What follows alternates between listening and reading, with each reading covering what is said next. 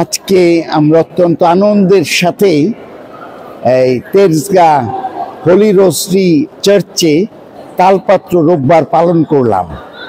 আমাদের সাথে মহামান্য নুনসিও কেভিন র্যান্ডালও উপস্থিত ছিলেন।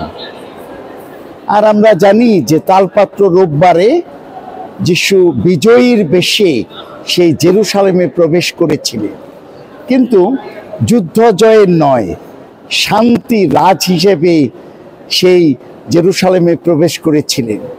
তাই আমরা আজকে ঈশ্বরকে ধন্যবাদ দেই এবং আহ্বান জানাই যাতে আমরাও প্রভু যীশু খ্রিস্ট যেভাবে শান্তি রাজ হয়ে জেরুসালেমে প্রবেশ করেছেন, আমরা প্রত্যেকটা খ্রিস্টিয়ান আমরা যাতে আমাদের সমাজে, আমাদের দেশে আমরা যাতে শান্তির দূত হয়ে উঠি, আমরা সব জায়গাতে শান্তি প্রতিষ্ঠা করার চেষ্টা করি।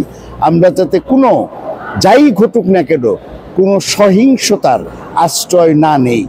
প্রভু আপনাদের সবাইকে আশীর্বাদ করুন। ধন্যবাদ।